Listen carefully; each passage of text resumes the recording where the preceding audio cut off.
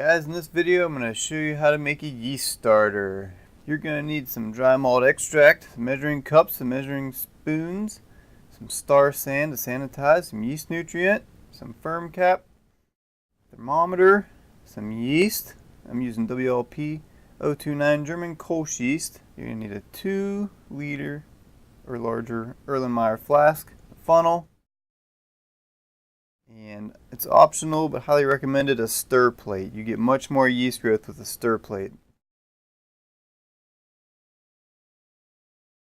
First thing you want to do is collect your water. You're going to want more than 2 liters of water because you're going to have some boil off.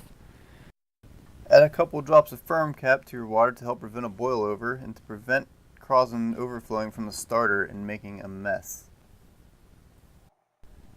Add 1 cup of dry malt extract.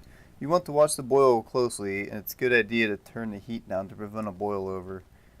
If you use ferm cap, the hot break will quickly go away and you will not have to worry about a boil over once this happens. Make sure you use a pot that is big enough to allow room for the hot break.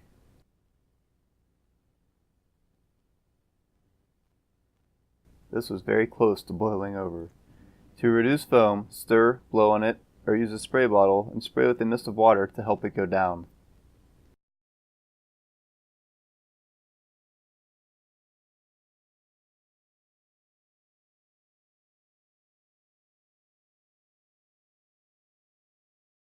Add 1/4 teaspoon of yeast nutrient. Boil for 10 minutes. If using a stir plate, throw the stir bar into the boil to sanitize it.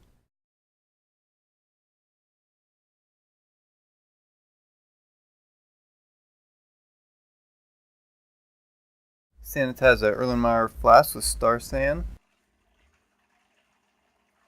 Pour wort into the Erlenmeyer flask.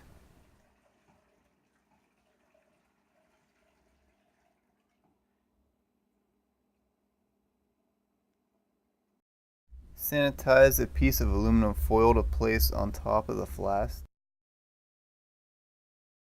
Place the flask into an ice bath. At this point, you want to make sure everything that will come in contact with the wort is sanitized to prevent infection. Take your yeast out of the refrigerator and let it warm up to room temperature before you pitch it to avoid killing the yeast. Sanitize your yeast pack and scissors. Once your starter wort and your yeast pack are both at room temperature, you can then pitch the yeast.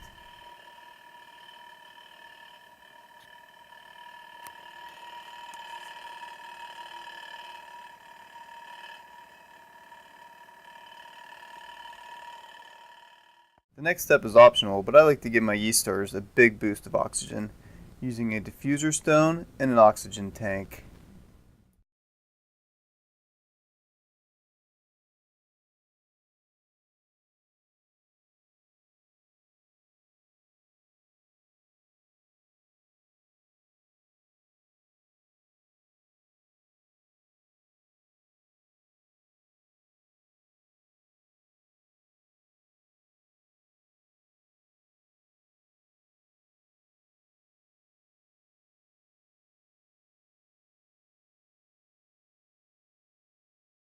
Place the starter on a stir plate if you have one.